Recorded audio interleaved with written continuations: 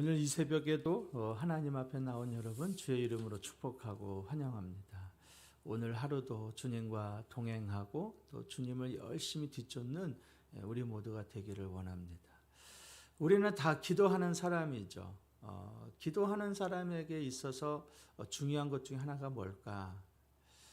그것은 하나님이 지금 어떻게 일하고 계시는지, 어디서 일하고 계시는지, 하나님이 내 주변에서 무슨 일을 하시는지 우리는 거기에 사실 초점이 있어야 합니다. 하나님은 분명히 일하고 계시거든요. 그 하나님이 일하는 곳에 사실 우리는 동역하는 것이죠. 마치 예수님께서 하셨던 것처럼 하나님이 일하고 계시는데 우리는 그 하나님이 일하는 것과 상관없이 내 마음대로 일하면 그거는 맞지 않는 것이죠. 우리의 기도의 초점이 우리 가정에서 하나님이 어떻게 일하고 계시는지, 우리 자녀를 통하여서, 우리 남편을 통하여서, 우리 일터에서 하나님이 어떻게 일하고 계시는지, 우리의 시선이 거기에 있으면 엄청난 일이 벌어지겠죠. 우리가 이 새벽에도 기도할 때도 마찬가지지 않습니까? 내 주변 상황에 돌아가는 것이 다 하나님의 허락하심 아래 돌아간다 그러면 나한테 벌어지는 모든 일들, 그 일들 가운데에 무엇이 하나님이 간섭하고 하나님이 무슨 일을 하시기를 원하시는지 우리는 그것에 함께 기도하고 그것에 순종해야겠죠. 하나님은 분명히 라합을 통하여서 역사하고 계십니다. 두 정탐꾼, 특별히 우리가 이 성경을 보면서 우리의 시선이 지금 거기에 있지 않습니까? 오늘 본문에 보면 두 정탐꾼이 라합과 함께 맹세를 합니다. 어떤 맹세를 했느냐? 라합, 당신이 우리를 선대하였으니까 우리도 선대해서 당신의 생명을 보존해 주겠다라는 거예요. 그리고 지금 이 두 정탐꾼이 이 여리고를 떠나기 전에 다시 라합과 함께 맹세한 언약을 지금 재확인하는 본문이 오늘의 본문이에요. 두 가지를 재확인합니다. 첫 번째는 뭐냐? 창문에 붉은 줄을 매달아라는 거죠. 붉은 줄을. 붉은 불이 아니라 붉은 줄입니다. 붉은 줄을 매달아라. 그래서 18절을 보면은 우리가 이 땅에 들어올 때에 우리를 달아내린 창문에 이 붉은 줄을 매고 그랬습니다. 이 붉은 줄을 매고. 왜 두 정탐꾼이 자신들을 달아내린 창문에 붉은 줄을 매달라고 하는 이유가 과연 뭘까?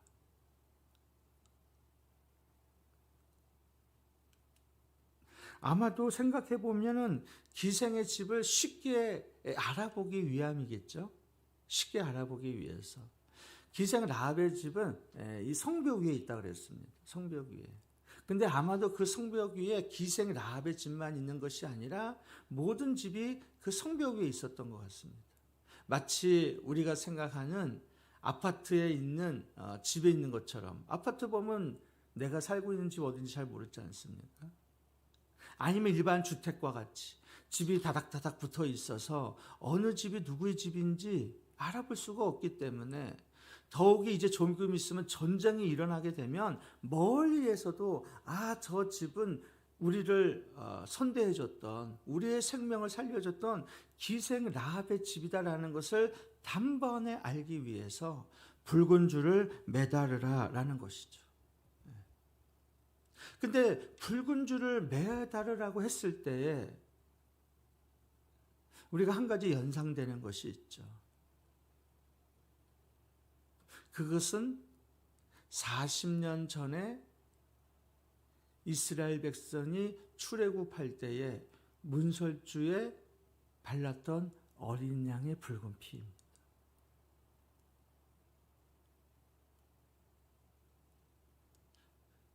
죽음의 천사가 내려왔을 때에 문설주의 문기둥에 어린 양의 피가 묻어 있으면 그 죽음의 그림자가 그 집을 피해서 갔죠. 건너갔습니다.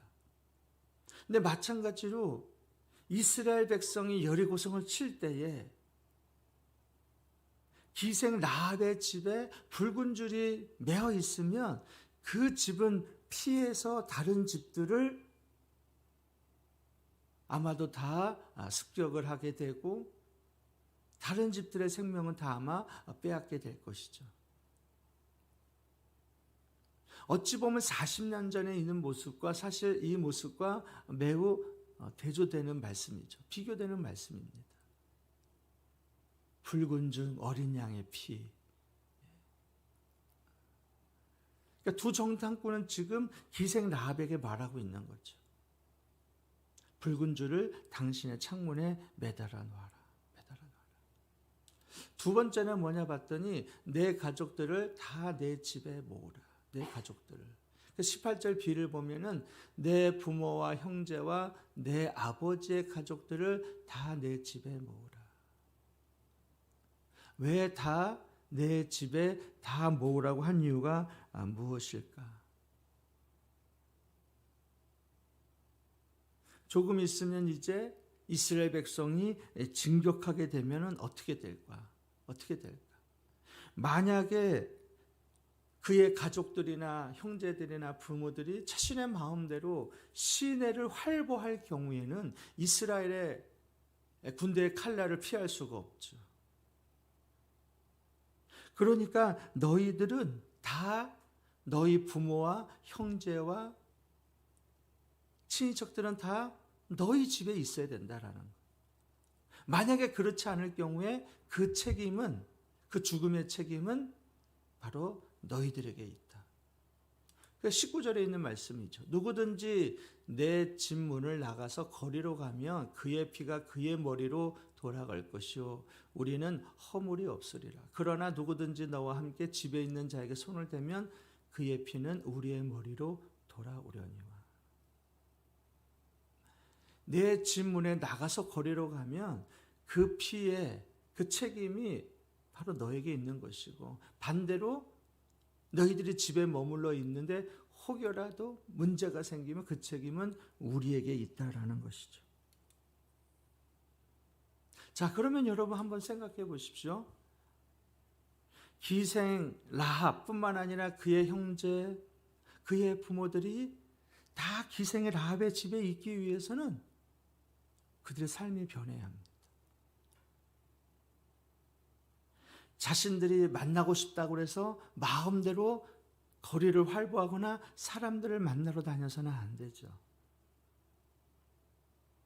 그전에는 그 집에서 술을 팔고 또 여관업을 하고 그리고 사람들이 마음대로 드나들었지만 어쩌면 매춘업까지 할 수 있었지만 지금부터는 더 이상 하면 안 됩니다.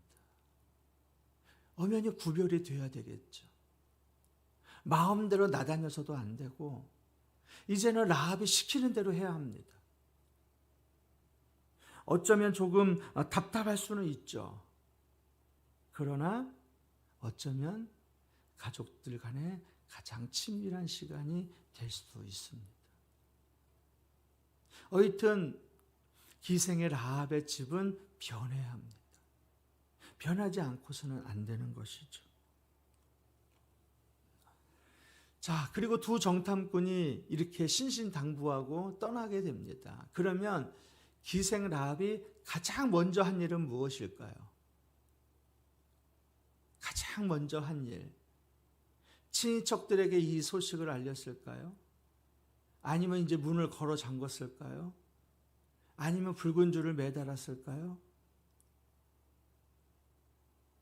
아니면 또다시 혹여라도 여리고성 사람들 자신의 집에 올까 지켜봤을까요? 21절을 보면은 라합이 이르되 너희의 말대로 할 것이라 하고 그들을 보내어 가게 하고 붉은 줄을 창문에 매니라. 가장 무슨 일을 합니까? 붉은 줄을 창문에 매어 달았습니다. 가장 먼저 한 일. 가장 먼저 한 일. 왜 붉은 줄을 가장 먼저 매달았을까요? 그 붉은 줄이 이제 자신의 생명줄이 되기 때문에 그렇습니다. 여러분, 우리는 이걸 생각을 해보면 우리가 가장 먼저 해야 될 일이 뭐냐? 우리가 가장 우선순위로 해야 될 일이 뭐냐? 세상 사람들은 건강을 챙기고 자신의 돈을 챙기고 직장에 가고 아이들을 학교에 보내고 그것이 가장 먼저인 것 같은데 오늘 성경을 보면 그렇지 않습니다. 우리가 가장 먼저 해야 하고 가장 우선시해야 할 일은 다른 것이 아니라 바로 구원과 관계된 일이에요. 하나님과의 관계 일이죠. 하나님과의 관계.